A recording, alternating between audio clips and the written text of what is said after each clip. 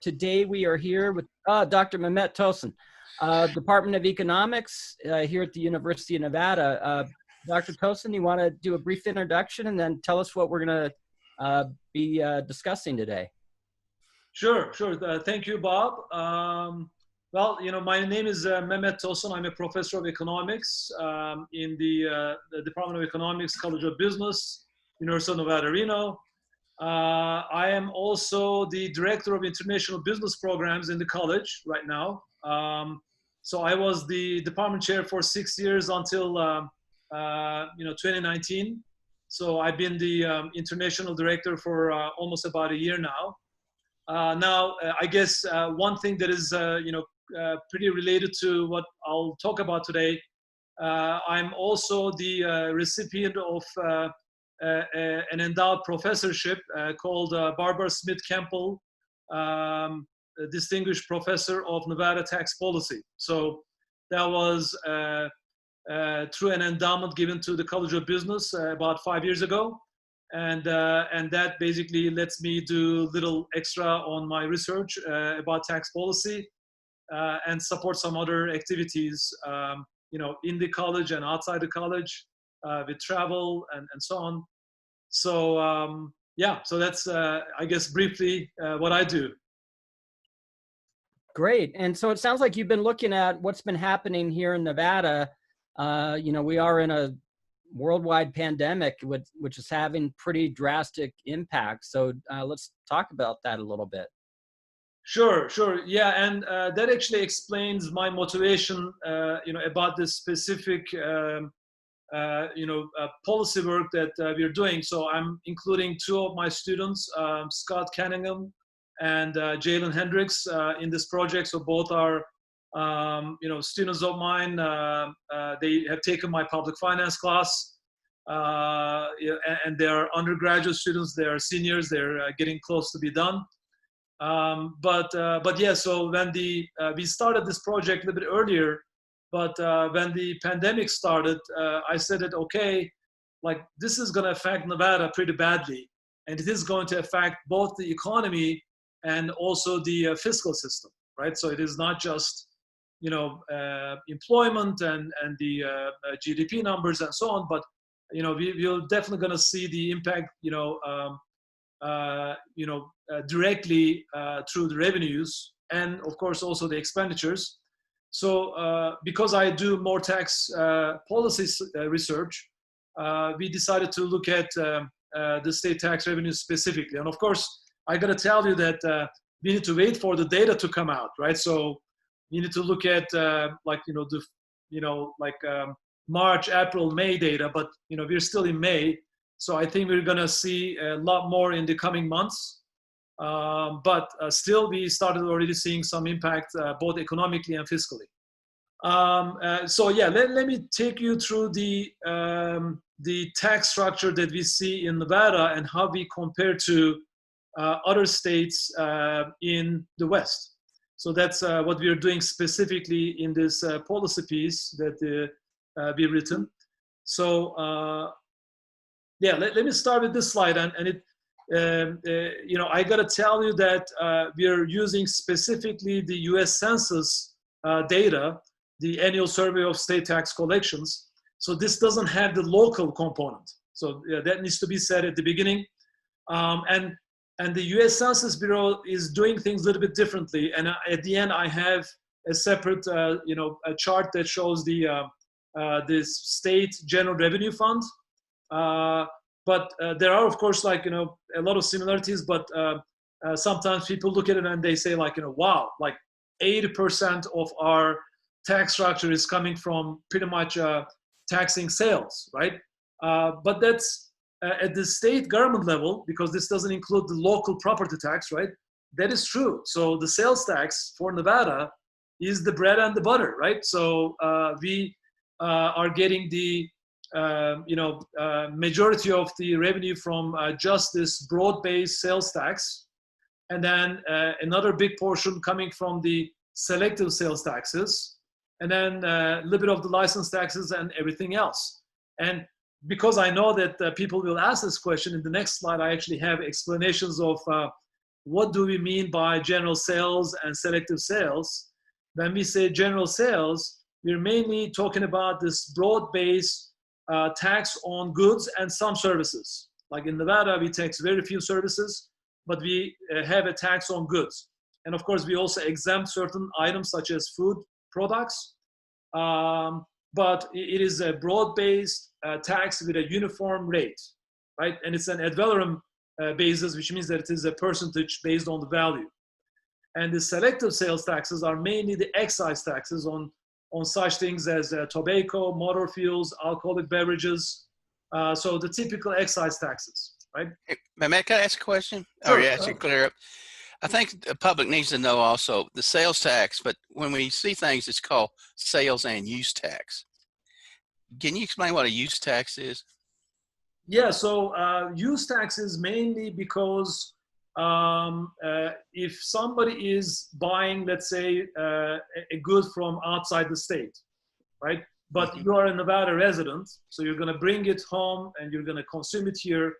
So you still need to, technically, you still need to file a use tax, right? Right. You know, a lot of times, of course, that people don't understand it, they miss on it. So I don't think that they are consciously trying to evade taxes, but that happens. That's what happened. You know, Mehmet, you and I have worked in the mining industry. If you go to Eureka, they have pretty big sales tax. And you say, wait, there's no retail. No, when a mine purchases a big Euclid, a big piece of machinery, they pay the use tax. So it's kind of interesting whenever you see the state and even down the counties on these sales and use taxes for many of our mining or natural resources make a lot of money for the state. That's right. If you think about it, well, they're going to use these Euclid trucks in Nevada, right? So yeah, that makes sense. Yeah. So yeah. I have a question too. You know, I think Nevada, and maybe you can weigh in on this, you know, a lot of people, we're known as not having a state income tax. And how abnormal is that? And how is that impacting our current situation? Well, yeah, I mean, we are, of course, you know, pretty unique in that, although I will show you some other numbers, like, you know, there are a number of other states that don't have income tax. You know, but yeah, so you probably heard people referring to the state and local tax systems as three-legged stool, right? You know, income tax, sales tax, and the property tax. So those are the three big taxes. Well, you know, we have the sales tax, we have the property tax, but we're missing one of the legs. And as I will show you later, we're, you know, compensating for the missing leg, you know, through the tax on gaming, right? So that's basically what we're trying to do. But is that perfect? Of course not. You know, is this creating an imbalance within our tax portfolio? Absolutely, right? So in a way, yeah, I mean, like you get what you pay for, as people say, and you are not paying the income tax, and in return, of course, that's basically coming back to us in terms of some of the services or the quality of the services that we are not receiving from the state government. And you cannot blame the state government for it because, well, they don't have that tax instrument. What can you do? Right? So good. Now, let me see, going back to this slide, if I had, yeah, so at the top, I will also mention that, you know, if you are looking at the total state tax revenues, again, this is based on the census definition, you know, we're getting close to $10 billion in total state tax revenue, and per capita basis, that's a little over $3,000. And if you ask me where that put us compared to other states, we are ranked number 26 among the 50 states and District of Columbia. So we're you know, close to the middle, let's say. Okay, now this is the composition for you know, all states pretty much, right? So when we take the average of all US states and DC, and you see that imbalance argument, right? So you see here with the state tax systems, individual income tax and the general sales tax, they're pretty close to each other, right? So that's the balance. Now the corporate income tax, especially at the state level, but also I will say to some extent at the federal level, is a really small tax. And one reason that has been, well, we don't have it in Nevada, so it doesn't apply to our state. But one reason for that is that race to the bottom. So all the states have been cutting their corporate income taxes, as well as like some others, and to attract businesses. But now everybody's tax rates are so low that the businesses are saying that, well, you're pretty much equal to us. So it doesn't make a big difference anymore. So that basically led to this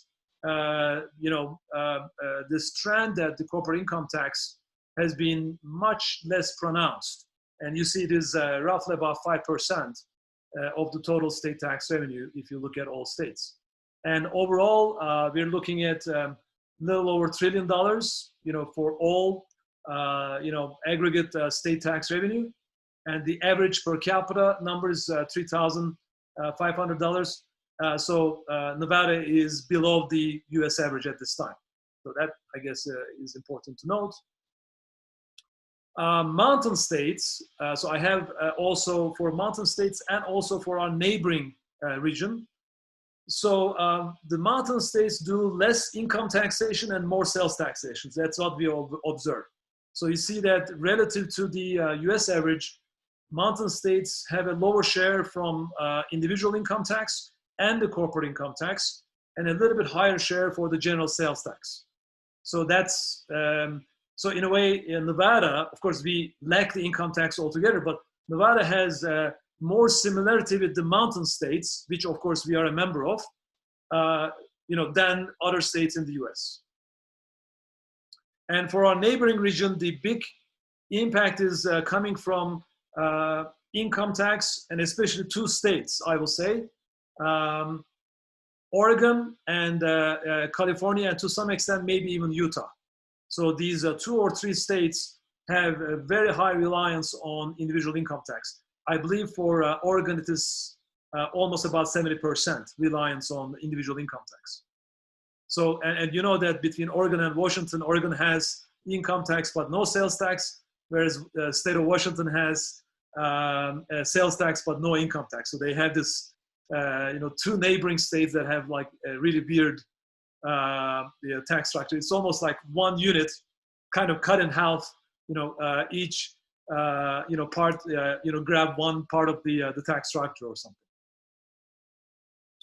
Okay, and then the tax rates. So when we look at the variation, so best way to show it is in maps. If you look at the map of all states, the variation in the individual income tax, you see 7 states altogether like don't have an income tax. So it is us and 6 other states, and you see those that don't have it are more in the West, right? So so the Western states, generally speaking, I said this also for the mountain states, do less of the income taxation and more of the sales taxation. But there's a lot of variation across states. So corporate income tax, similarly, of course, we don't have any corporate income tax either. So 6 states don't have corporate income tax. And you see the top marginal tax rates. I should have also pointed with the individual income.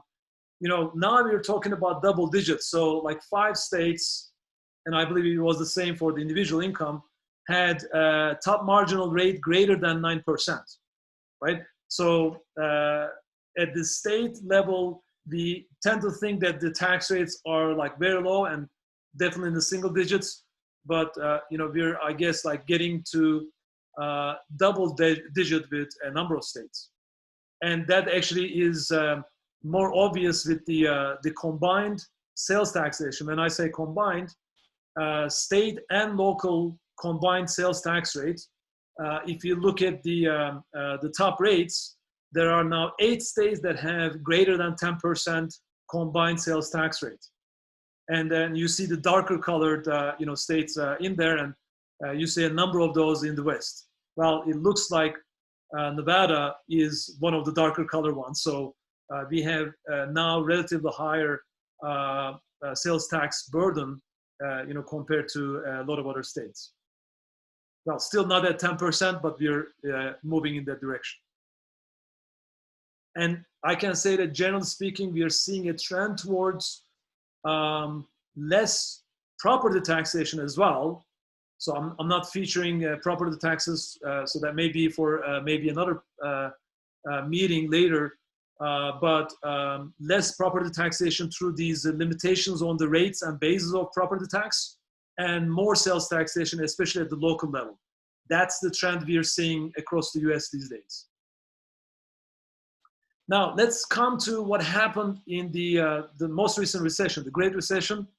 And I guess like this makes the point, right? So we have for Nevada, the total state taxes and those two items that make the largest part of the total tax revenue, the state general sales tax and the selective or these excise taxes. So you see that, and I'm just going to point it with my cursor here, that the drop in the state general sales tax is pretty steep.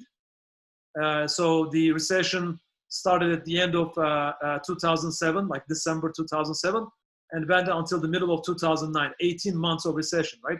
So we see sort of a pretty steep drop in especially in the general sales tax, and you see that the recovery actually started much later than the excise taxes and the total state tax revenue.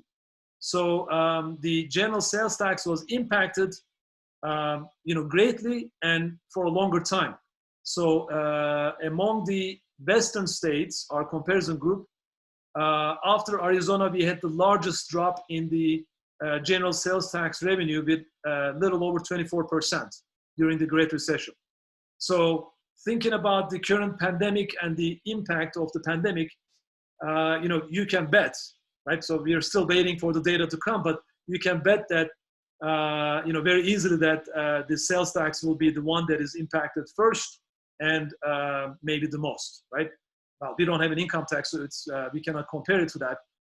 But all of the tax revenues will be impacted, but the sales tax revenue, because it is so much tied in our state to visitors from outside, to tourism, the leisure, hospitality sector, that we're going to be hit really badly with the drop in the sales tax revenues. So specifically, I have some tables. I'm not going to basically go through all the numbers because it's a lot. So in the table, you see the Nevada numbers again and how we compare to the rest of the Western states. So there are 13 Western states, and you have actually separate averages for the mountain states and so on. So in terms of per capita tax revenue, as I said before, we're below the average for the all U.S. states, but we are a little bit over the mountain states, but close to the mountain state number than, of course, the average for the U.S. So, and you see also with the total tax revenue, the average is little over the average for the mountain states. Of course, you see crazy high numbers for the averages for the all U.S. states and the neighboring. Well, you can, of course, understand that that's probably driven by outliers such as California and some of the big high-income states. And these are the changes in revenues. And again, I'm just going to point with my cursor here that this is the drop in the general sales tax revenue, a little over 24%. So it is the second after Arizona's. And in terms of the excise taxes or the selective taxes, we are second, after New Mexico. So so these are similar taxes in the sense that they are, in a way, taxes on sales or consumption, and they are the ones that we rely a lot on, and those were specifically the ones that dropped a lot. And while you see kind of like a big increase for the property tax and the other tax categories or the selective, the severance taxes, but keep in mind that the property tax is the state portion of the property tax. So that's a really small portion. That 89% increase is not still much. Same thing with the severance. We don't have actually a severance tax. US Census Bureau codes it that way, but our mining tax or the net proceeds tax is not severance tax because it is not based on gross receipts, but it is based on the net proceeds. And so that shows like a big increase in the Great Recession. But again, that's because of like it's a really small base, right? So compared to what we're losing in terms of sales taxes, that's going to be really small, and you see, at the end, a drop in total state tax revenue. Maybe it's kind of like when we saw in the Great Recession. I know Elko, the urban areas of Washoe and Clark were really hurting, but Elko and Lander, the gold mines are going strong. That's where that shows. I don't know how, that's the question. I don't know how that is right now with the pandemic.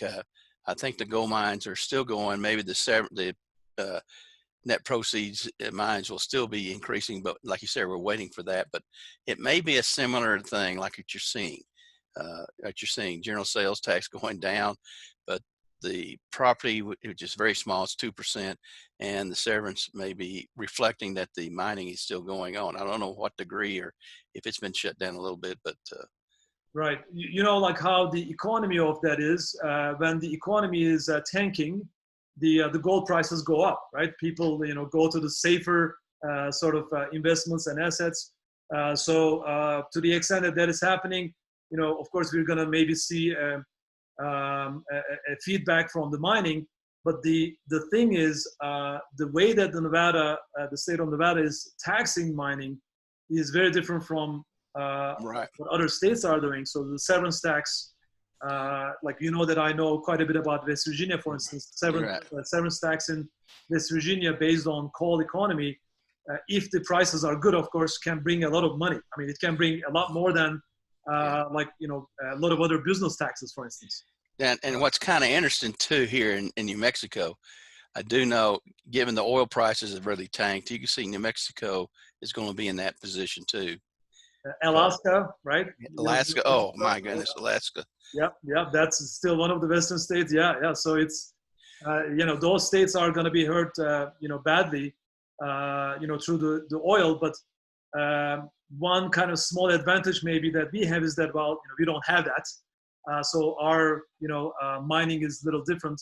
But at the same time, our on the fiscal side, we don't have a severance tax, so we're not going to get a windfall, gain from that kind of activity.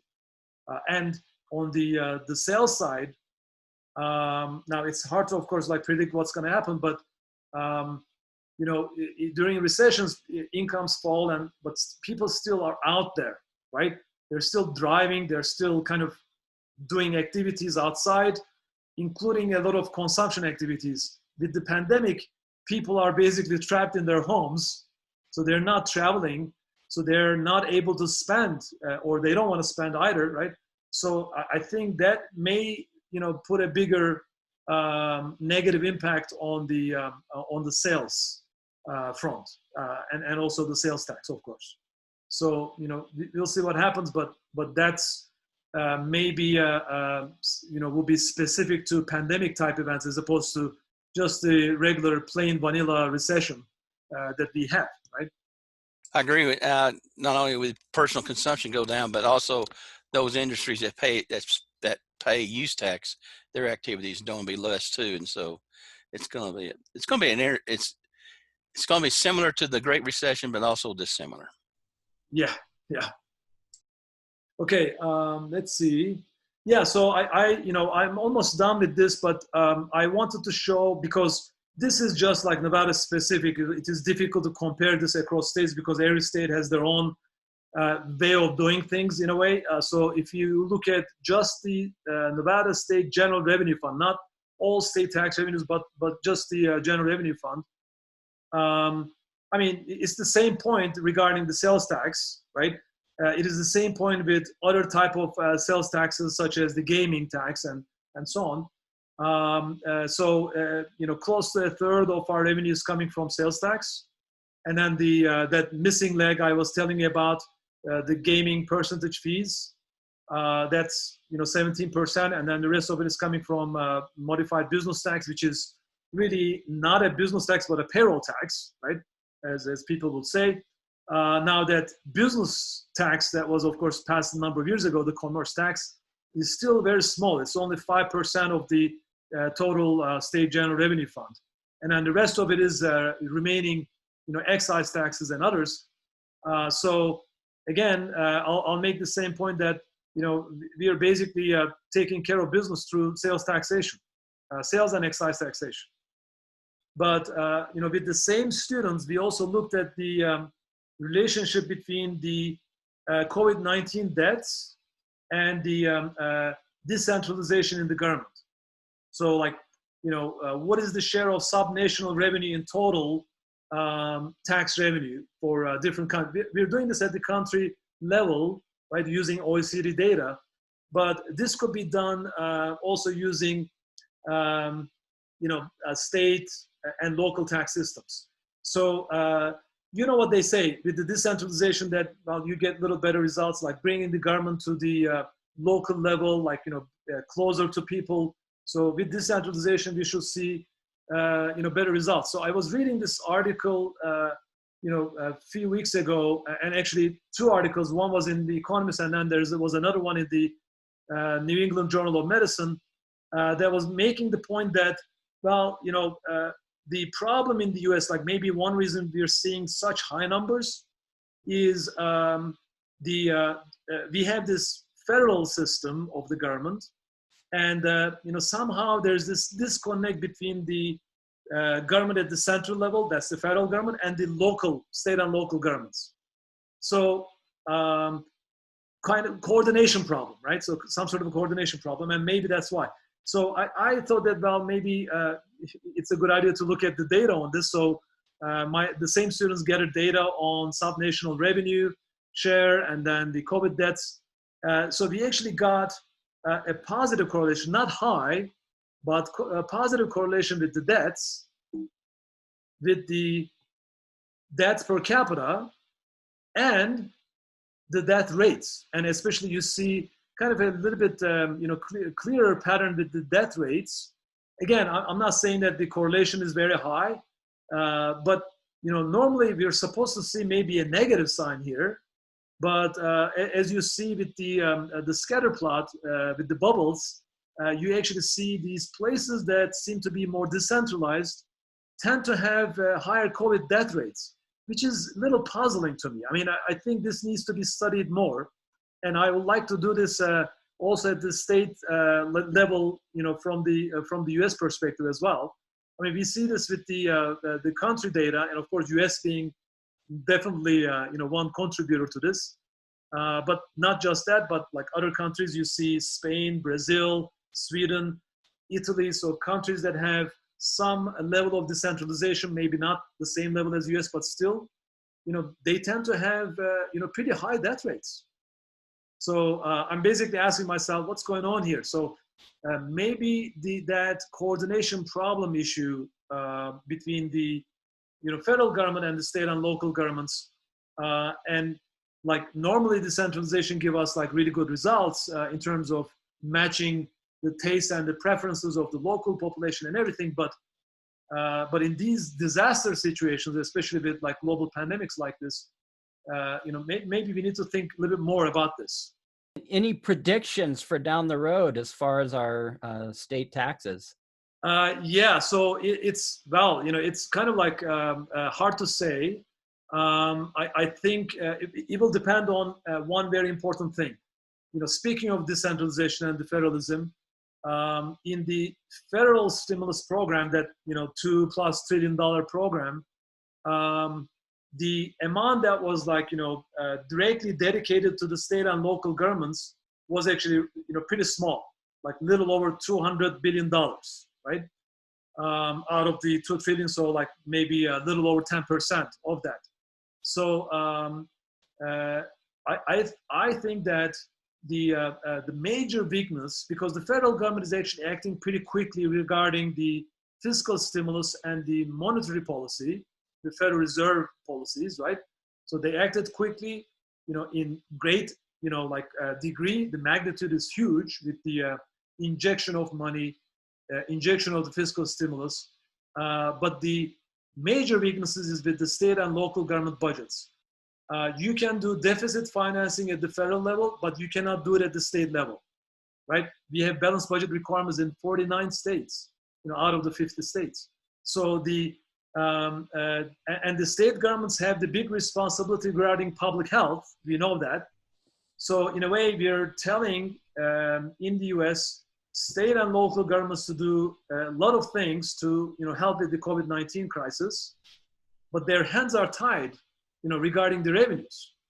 So their revenues are impacted, and it is going to continue. It's probably going to get worse before it gets better.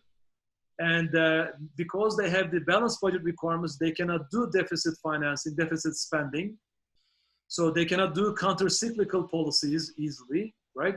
So a lot of what will happen in the future will depend on what the federal government is going to do, with the state and local governments, I think.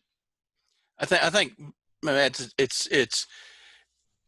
it's kind of like when the pandemic hit, some worry about, I think, the 1st of April, because that was when people's rent, in our case, would come due. In our case, in the state of Nevada, the end of our fiscal year is June, and July is when the whole new thing is set.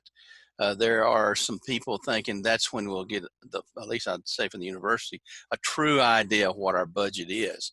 And it always happens that way, because you have some, you can pare down a little bit before when the thing hit us, the pandemic, and the revenues are kind of delayed coming into us as we come out of the recession. I don't think we're going to have, I'm not one of these to think it's going to be a V shape. It's going to be kind of a little bit more of a U shape, because the casinos will not be operating like they used to be. The revenues that you lost in the rooms are already lost. You don't double occupancy rooms and double the revenues. And so some of that will happen. And so some of the conflicts you'll see with the state and local governments is when the start of a new fiscal year. And that's when things are going to be kind of interesting, because state and local governments are big actors here. And so like Mehmet says, they can't print money, they can't do deficit spending and that kind of stuff that the federal government can. That's right. I mean, you've probably seen the numbers from last Friday from the Bureau of Labor Statistics, with the 28.2% unemployment rate. Now Nevada is by far the number one, with the highest unemployment rate. I think the closest is Michigan with 22%. And this is only with the March and April numbers, right? So, it's continuing in May, and let's see what it's going to look like in like end of the month and June.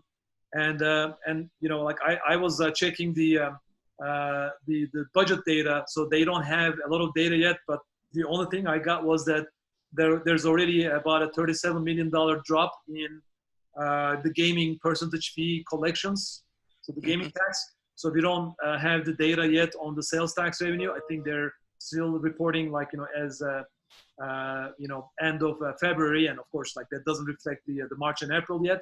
So let's see what the sales tax numbers are. But the gaming tax revenues, compared to the last year, this time it is more than 50% drop already.